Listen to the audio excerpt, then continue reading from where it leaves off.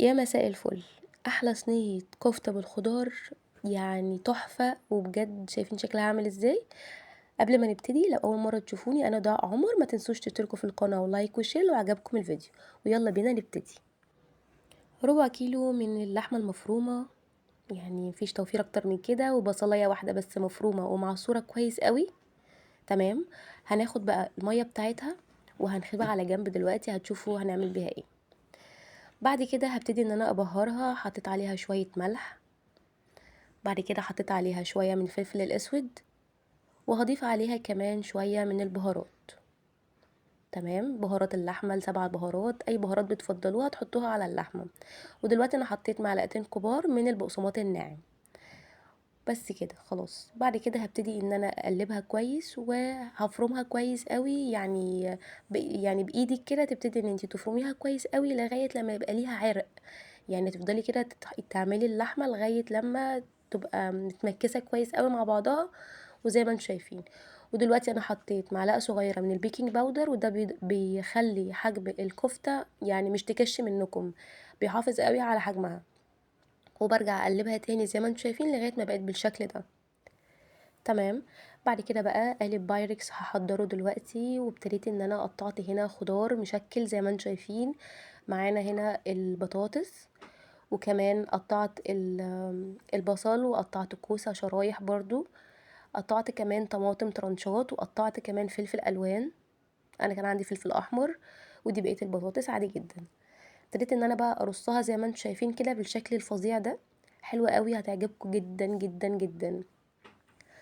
كده انا رصيتها كلها. والمفروض دلوقتي هنعمل الكفته، طبعا بقى ما يحلاش صينيه الخضار غير بقرن الفلفل الحامي. دلوقتي بقى ميه البصل اللي احنا شلناها حطيت عليها معلقه كبيره من الباربيكيو صوص، وقلبتها كويس، وهحط عليها شويه من الملح. تمام.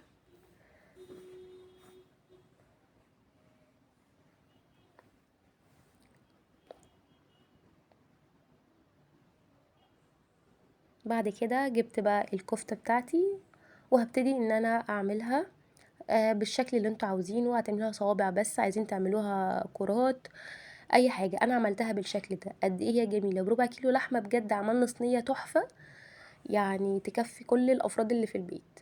وده عملت طماطمتين، يعني 2 طماطم ومعلقتين صلصه كبار، ضربتهم في الخلاط بشويه، بمعلقه سكر وبشويه بهارات، نفس البهارات اللي انا حطيتها وحطيتها عليها. وده شكلها لما طلعت من الفرن. طبعا شكلها تحفه، جميله جدا. عملت جنبها شوية رز حلوين قوي، وممكن ناكلها بقى بالعيش، ممكن ناكلها بأي حاجة انتوا تحبوها، يعني اللي انتوا تفضلوه.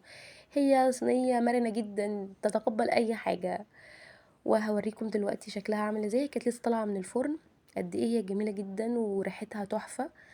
وبجد يعني صينية تشرف، يعني تتحط كده جنب الأكلات في السفرة.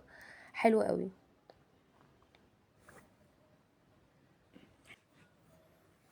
أنا كنت عاملة جنبها رز، رز أبيض عادي جدا. وبجد كان طعمها حلو قوي ومميزة جدا. يعني بشوية خضار وربع كيلو لحمة خلصنا الغدا. عملت جنبها سلطة خضراء زي ما انتم شايفين، طبعا سلطة عادية، يعني سلطة المصريين كلهم. فقد ايه هي حلوة. الكفتة حلوة جدا، ماسكة نفسها. زي ما انتم شايفين ما كشتش، ما حصلهاش اي حاجة خالص، بالعكس شكلها زي ما هي، زي ما كنا حاطينها، الفرق بس ان هي استوت. فكانت حلوة قوي.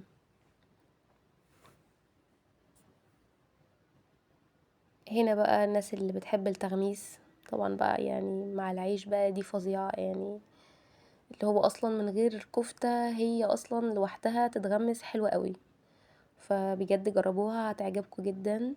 وبألف هنا وشفا على قلبكم.